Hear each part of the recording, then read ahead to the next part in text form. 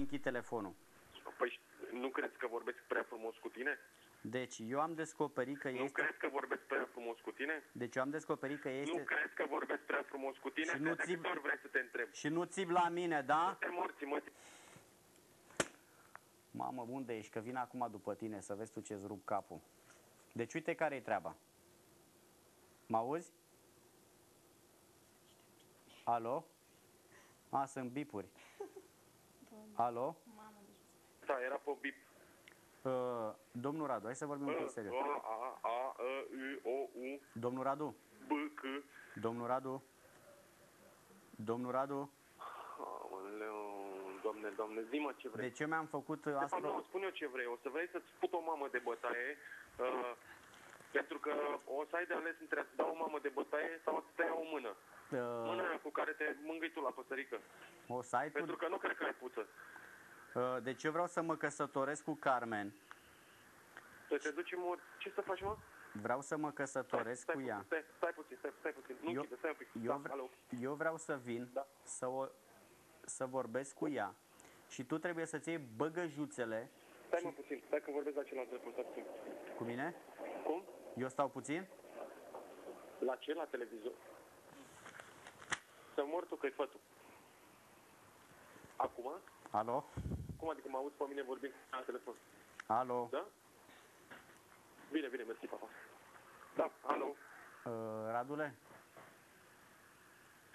Cine era? Alo? Da. Deci ne simți, prietene, ți-am mai zis cineva chestia asta până acum? Adică? Da, ți-a mai zis cineva că ești nesimțit? Mi-a mai zis cineva, da. Tot unul așa ca tine. Știi, când eram în Spania, nu în Italia... În Spania ai fost? Că se vede că nu ți-ai făcut temele cum trebuie. Așa. Când veneam de la servici, mă uitam și eu la televizor. Înțelegi? Și vedeam un dobitoc ca tine care face față la toți proștii. Așa. Înțelegi? Și mă râdeam și mă amuțam. Nu te include și tu în categoria asta. Așa. Da, mulțumesc frumos, ce drăguță sunteți. Păi nu, că te-ai inclus singur. Da, păi, mulțumesc frumos, m-am inclus singur. Păi deci dacă... eu fac farse la toți proștii, da? Da. Ok. Asta e. Așa, nu e prostă la care face, e prostă la care nu se prinde. Care răspunde. Mă faci să mă bălăcăresc, să mă vadă o țară întreagă, cum mă fac de tot tarahatul, vorbind ca un birjar. Foarte urât. Ar trebui să vă cereți scuze telespectatorilor. Și ar trebui tot timpul să nu cred că telespectatorii ar trebui să-și ceară scuze singuri unul de la altul, că se uită la panorama asta de emisiune care o faci tu. Dacă acesta este profilul emisiunii și dacă soția dumneavoastră iubită... O panoramă cu panorame, cam despre asta e vorba, dar nu mai contează asta. Soția mea iubită o să dea ea socoteală într-un fel sau altul de ce a făcut lucrul ăsta. A venit, m-a rugat. Mă uitam acum câteva seri la bietul Diaconescu și chiar vorbeam cu soția mea și spuneam, uite mă, săracul. Mă auzi? Da, nu, vă aud, ziceți.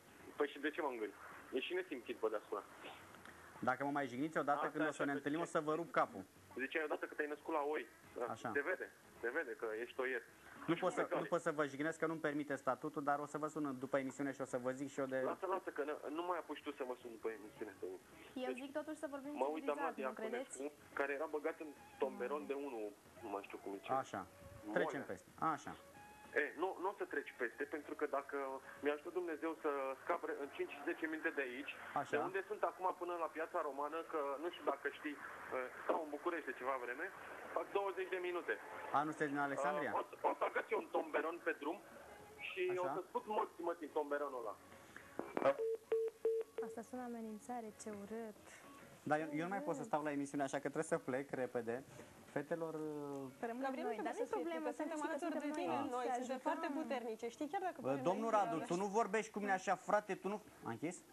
A închis, da? Okay. Acum pot să... Băi, Radule, frate, tu nu faci din asta... Deci eu nu pot să înțeleg asemenea comportament. Când află că este la televizor, de ce vorbește așa de urât? Chiar nu înțeleg. Dar nici dacă nu ar fi în direct, ar trebui să se controleze. Exact. Ok, este vorba de soția dânsului, dar totuși ar trebui să aibă un comportament... Păi dacă soția nu are... Nu pot să zic că nu are minte, nu? Doamna Carmen, bănuiesc că doamna se uită, dacă vă uitați la televizor. Ați spus că domnul este doar foarte gelos, dar nu e violent, nu vorbește urât, nu își bagă și nu scoate.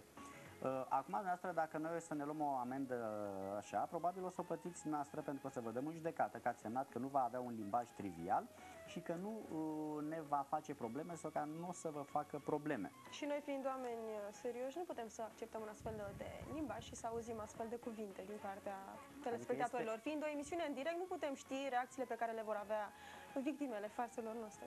Suntem la risc. Nu? Adică această faptă impardonabilă ar trebui pedepsită și dumneavoastră ar trebui să fiți sancționată și pentru că noi încercăm să facem pe plac tuturor, de multe ori ne luăm în freză. Nu că acum... Dar acum... Nu că mă sper eu acum că domnul Radu sau cum îl cheamă ia un tomberon și vine în direct. Pentru că avem în spate un coleg caratist, sunt fetele aici, eu am toporul în mașină, o să cobor până la mașină, deci asta n-ar fi o problemă. Mă întreba domnul acela... Și oricum tu vrei să închei un contract acum cu o companie de pază, da. De bodyguard special pentru tine, nu? Da, bodyguard de fete, doi. Așa mă întreba domnul din Spania că dacă vii în Bacău, frate, că te găsesc, că nu știu ce, că vin la teatru, că nu știu ce să fac, că unde stai. Nu trebuie să mă găsiți, domnul șmâmecher cu 2 de jmân. În Bacău locuiesc la hotelul Decebal, așa, dacă am deja rezervare făcută, puteți să veniți acolo, stăm de vorbă, dau și o cafea.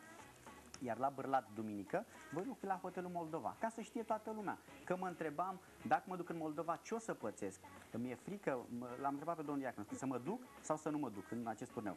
Du-te, că dacă te spânzură, te găsim și pe tine, o să fie senzație. Nu trebuie să mă căutați. Te iubesc foarte mult, Gabriel. Bine, bunicii tăi, asta știu.